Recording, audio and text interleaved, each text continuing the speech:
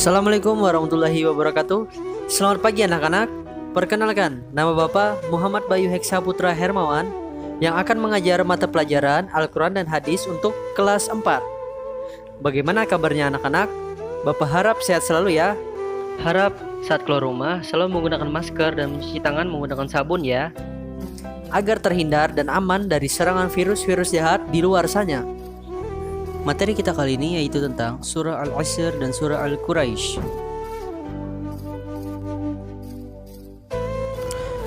Surah Al-Asr adalah surah yang ke-103 dalam Al-Quran. Surah Al-Asr tergolong surah Makkiyah. Arti kata Al-Asr adalah waktu atau masa. Kata ini diambil dari ayat pertama.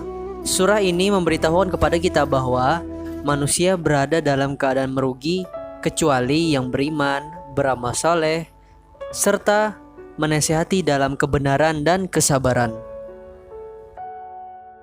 Surah Al-Asr termasuk surah yang pendek dan mudah dihafal. Sebelum menghafal surah Al-Asr, Bapak akan menampilkan cuplikan bacaan surah Al-Asr. Tirukan dengan benar dan jelas ya. Jadi harap disimak baik-baik cuplikan berikut ini. Bismillahirrahmanirrahim. Wal 'asr. Innal insana lafi khusr.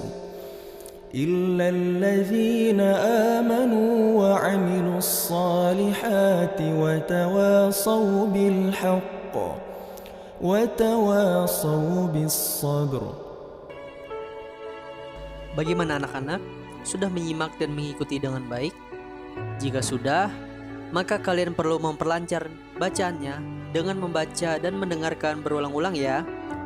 Agar lafal yang benar itu tetap terjaga, apa yang selanjutnya kalian lakukan? Menghafal dan menghafal. Bagaimana caranya? Caranya adalah dengan membaca surah Al-Asr berkali-kali dan hafalkan ayat demi ayat. Jadi satu persatu ayat dibaca berulang-ulang terus sampai satu ayat itu lancar, baru lanjut ke ayat berikutnya. Paham anak-anak? Bapak yakin kalian dapat memahaminya dengan baik. Kandungan surah Al-Asr yaitu Islam menganjurkan manusia memanfaatkan waktu dengan sebaik-baiknya agar tidak termasuk yang merugi.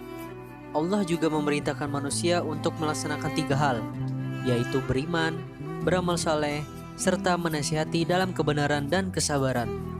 Beriman berarti ibadah yang berhubungan dengan Allah Subhanahu wa Ta'ala, atau disebut hablum minallah. Adapun beramal saleh serta menasihati dalam kebenaran dan kesabaran berarti muamalah yang berhubungan dengan manusia, disebut hablum minannas. Materi selanjutnya yaitu tentang surah Quraisy. Surah Quraisy adalah surah yang ke-106 dalam Al-Quran. Surah ini terdiri atas 4 ayat dan tergolong surah Makkiyah. Kata Quraisy diambil dari ayat yang pertama. Quraisy adalah nama suku Arab yang mendapat kepercayaan untuk menjaga Ka'bah.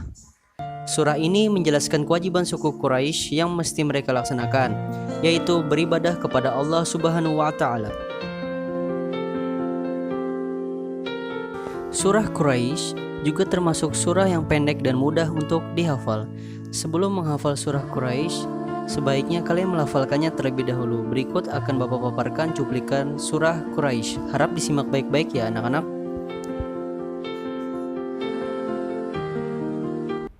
Bismillahirrahmanirrahim.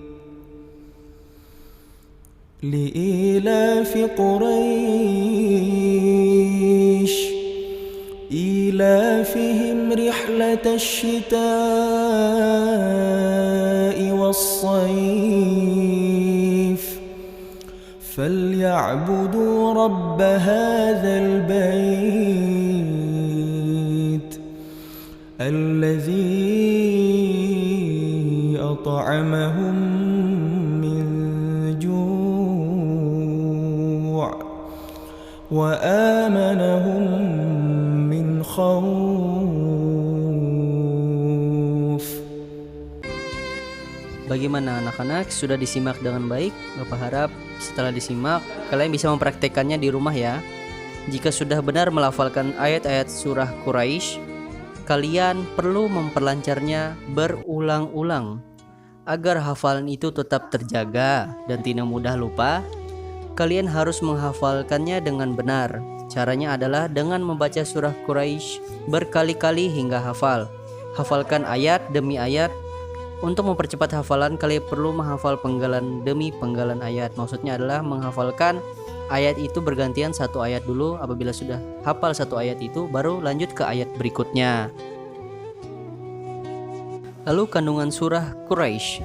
Surah Quraisy menjelaskan penghidupan suku Quraisy dan kewajiban mereka terhadap Allah Subhanahu wa Ta'ala. Kandungan yang pokok adalah peringatan bagi orang-orang Quraisy atas nikmat yang telah Allah berikan kepada mereka. Nikmat berupa kemakmuran dan ketentraman hidup selayaknya menjadikan orang-orang berbakti kepada Allah. Dengan demikian, orang-orang Quraisy diperintahkan hanya menyembah kepada Allah semata dan tidak menyekutukannya.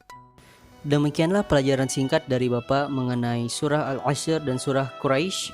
Diharap di rumah selalu diulang-ulang dan dihafalkan dengan baik ya, bersama kedua orang tuanya. Sekian dan terima kasih. Wassalamualaikum warahmatullahi wabarakatuh.